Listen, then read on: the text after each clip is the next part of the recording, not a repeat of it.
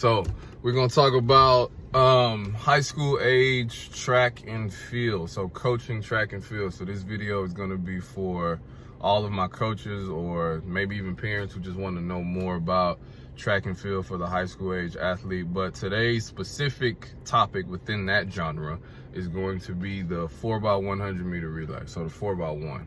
We're going to talk about all four legs, what you need to look for outside of, you know, times on paper, or what certain athletes have accomplished, or who you like, and, you know, work ethic and effort and all of that shit that some of the old school coaches kind of look at. So I want to talk to y'all about how to really develop I won't say unbeatable, but I like to say unbeatable. So an unbeatable 4x1 and how you get that done.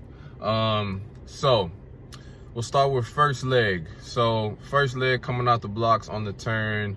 A lot of people, you know, feel like this person needs to get out super fast and he needs to be super fast off the turn or some shit. Let me tell you a secret about the first leg. The first leg just needs to get to stick around. That's it. So for lack of a better way to put this, your first leg really doesn't have to be that fast, all right? But what your first leg does need to do is he needs to get fast, whatever fast is for him or fast is on your team based off the guys you got. He needs to be able to get fast. I'm gonna say that again. He needs to be able to get fast. So he needs to be able to accelerate really quickly and get up to his top speed fast, and then he needs to be able to hold it, all right? So when you're trying to figure out who should run first leg, I like to go and find and grab, you know, a kid that plays baseball. Or I like to go and get a linebacker, or I like to go and get a running back. You know, somebody that's used to getting up to top speed really quick, and then they just kind of hold on to it. They don't really walk off on nobody. They can't really catch nobody. They really don't have burn. You know what I'm saying? Like, they really don't have no burners like that, but they can get really fast, and hold it and fight around that turn, and then not slow down and get the stick off, all right? That's all you really need, okay? So when you're looking for your first leg, stop putting your fastest dude in the damn school at first leg, thinking if you jump out on everybody, y'all gonna maintain the lead. That is the dumbest shit you can ever do, all right? Just go find you a baseball kid, you know, who's known for stealing bases, or go find you a running back who's used to just, you know, getting up to quick burst of speed within 10 to 20 yards, or go find you a linebacker who all he know is one speed, so he just gonna burst out the blocks and be strong and tough all the way around the turn. It's really all you need. Somebody can stick around. The race hadn't really even started yet, all right? Now, moving on to second leg.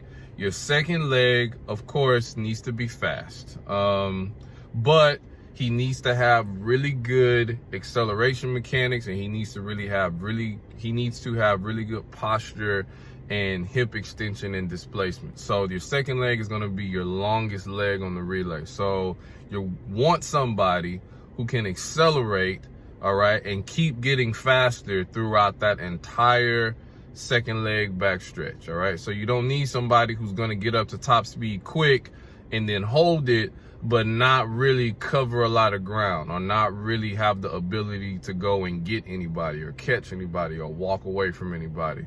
So now you're moving into, okay, I need somebody with some speed, but I need somebody who runs well too, because they're gonna have to cover a lot of ground, because a lot of times on that second leg, you're running anywhere between, you know, 105, 110 to sometimes 120 meters, depending on how you have your exchange zone set up between second and third leg. So you need somebody who can sprint fast for a long time. Now, sometimes, you know, you can go out and get somebody that runs a 200 or something like that, but it's always kind of a roll of the dice, just because sometimes your 200-meter guy may be a really excellent turn runner, so you may need to place him somewhere else, and I understand that. So when I'm looking at second leg, I like to go and find me a wide receiver on the football team who's used to running a whole bunch of deep routes. Just take a look at some of the other guys that you have on the team who may have really good hip extension and sprint mechanics, who cover a lot of ground, who run, you know, maybe a little bit more effortlessly, if you will. Some of your 400 hybrid guys could be a really good second leg for you just because they can sprint for a very long time. They're not going to die out. They're going to continuously get faster on that second leg. And 400 people, you typically have really good sprint mechanics too if you don't have a short sprinter who has good mechanics, or one of your wide receivers or something on the football team who can't run second leg for you. Now, getting into third leg, your third leg is going to be probably, in my opinion, your most important leg, all right? Because at third leg is where the race tends to kind of tighten up. It tends to get a little bit even. Now, most of the people in the race are pretty shoulder to shoulder or neck and neck or right on top of each other. So you're not only looking for someone fast, you're looking for someone who can, like the first leg, get up to top speed really fast.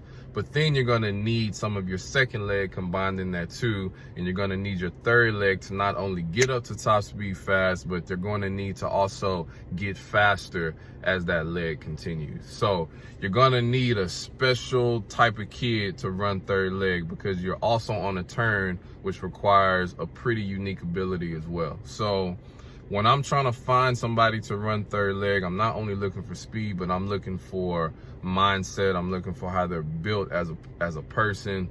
I'm looking for if they're tough, because you're going to need somebody tough to run third leg. So when I'm recruiting a third leg guy, I'm looking for somebody who's maybe a dual sport athlete, somebody who he goes both ways on the football team, or, you know, he's the point guard on the basketball team or something like that. He may also be a jumper. You know, like, you want to look for someone who has a lot of ability and who's not going to be scared when that race is tight, and they're going to be able to go out and compete and get up to top speed really quick and accelerate really quick. But then they're also going to have enough dog in them to fight through that third leg to get that stick around the fourth. So sometimes this gets tricky, because a lot of track and field cliche says to put your slowest guy at third leg. I am completely against that protocol. A lot of times, if it's up to me, I like to put the fastest guy at third leg, just because that's when the race gets a little bit even, like I said, for all the staggers. So now he's ripping his ass around that turn. Now you have a really good position to take it all the way home, as long as your fourth leg got some speed on him, which hopefully your anchor is always fast, all right? So that's the third leg. Look for a guy who's a multi-sport athlete, a tough-ass kid, maybe a cocky, arrogant-ass kid or something like that. Someone with a little bit of thug in him, a little bit of gangster in him, a little bit of dog in him. Because this is going to be somebody that can run, and he ain't going to get nervous when the crowd start yelling and cheering, or people start chanting and clapping and all that shit. He can block all of that shit out, or be fueled by that amount of pressure and get the job done. All right. So as we move into your anchor leg, this needs to arguably be the fastest kid on the team. But once again, have that same type of mentality that your third leg has, and also very competitive. So you need somebody that's not going to break down if the race is tight, and he has enough acceleration mechanics, or good enough acceleration mechanics, but also a little bit of afterburn to him and competitive drive to him to be able to create a gap or walk away from somebody if needed. So not a whole lot to say about the anchor leg, but your anchor leg should be pretty damn fast, all right? He should probably be, if you can help it, the best sprinter on your team, and that's a given. So this is kind of the, if you will, the cheat sheet for the 4x1 at the high school level. If you can put this group of guys together, it's going to be really hard for you to get beat. And if you are getting beat, you're more than likely getting beat at the tape.